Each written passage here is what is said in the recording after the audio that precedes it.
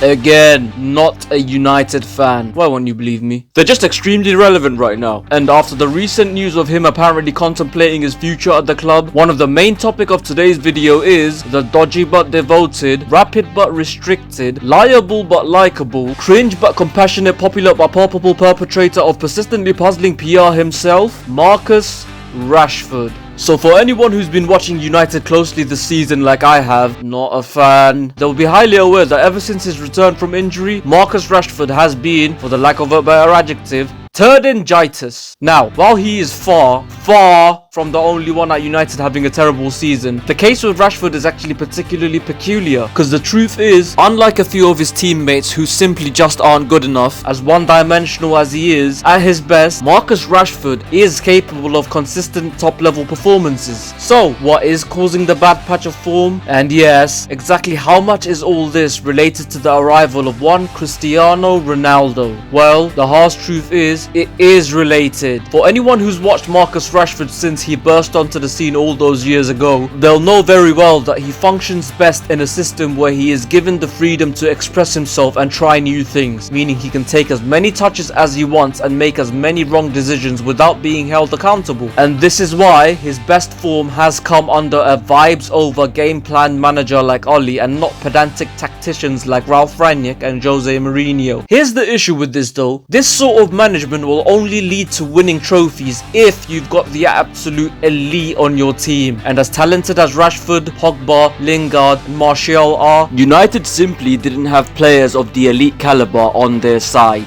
Until September. Now, while many did not expect this signing to take United back to glory days, most would be lying to you if they said they didn't expect progress. However, this has just not been the case, and the simple reason is the sheer demands Ronaldo puts on his teammates and everyone around him. I remember Peter Crouch mentioned a story about one of his first training sessions with Liverpool where Steven Gerrard smashed the ball into him and expected him to control it first time, and this sort of demand made him improve his game and take it to a new level. Well, something similar is happening with Ronaldo in United. He expects fast transition and impeccable decision making. So that means no useless dribbling and ignoring overlaps from Rashford, no looking up 4 times and waiting for 10 seconds before crossing from Luke Shaw, no constantly giving the ball away from Aaron Wan-Bissaka, and no attempting to play football from Harry Maguire. Demand after demand, and it's for the best of the club and to take them forward, but they have seemingly gone backwards. Why? Well, here's the difference between Crouch walking into Liverpool in 2005 and Ronaldo walking into United in 2021. Big Pete was one average player who walked into a team of winners, while Ronaldo is one winner walking amongst a team of average players. And because of this, the initial backlash just isn't going to be pretty. It's not that they don't want to listen to him, it's that, for now at least, they simply aren't able to. And you can't just put it down to a lack of ability, because there are various other factors. For example, there's also the case of how they've been managed not only this season but in the last few years. Once again, I love Oli, but the man kept his job simply because of the initial bounce along with the counter-attacking displays versus the big teams. He did practically nothing to develop players. Think about it carefully. Have any of Pogba, Lingard, Rashford, Martial really evolved under Oli? I wouldn't say they have, but that is not to say that Oli didn't improve United in any way, because he did. In what way, you ask? Well,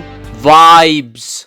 He picked up from the apparent toxicity left by Jose Mourinho and created a positive and enjoyable environment, and in all honesty, that does matter. But what or where would that sort of management really get you? Answer: moderate success like a Europa League final and a fluky, yes fluky, second place finish. But is this enough for Ronaldo standards? Is it?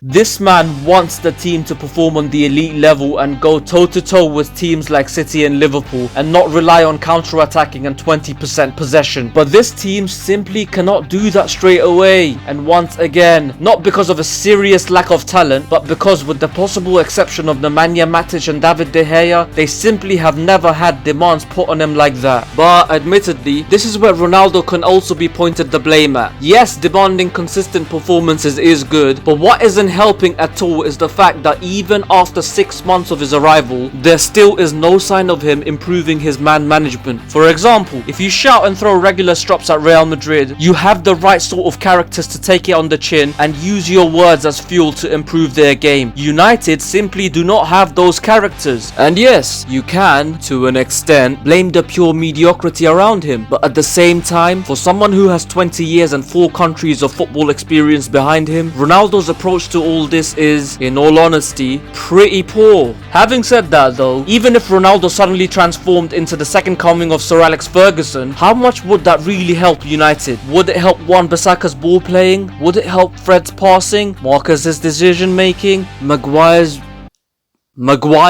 Answer: not immediately. Not only will it take time, but it has to get worse before it gets better. Like, oh man, there's actually a very good saying for this. It's something to do with like pancakes, or like something. Like, if you wanna make a pancake, you have to not piss on it. Look, something like that. I'll put it up for you. In essence, if you haven't worked it out yet, it means that while Ronaldo's demands will cost the club in the short term, it would more than pay off in the long term. So my message to the United fans now would be to put all your agendas aside and be patient. Because trust me, whether it will be next season or after he leaves, you'll see the benefits of Ronaldo rejoining United soon. Besides, if there's one thing we've learnt from the sport we all love, it's that much like the good times, the troughs aren't forever. And that is that. Agree or disagree? Beats indifference. Once again, like, comment and share, and yes, subscribe. Till next time, you keep rolling.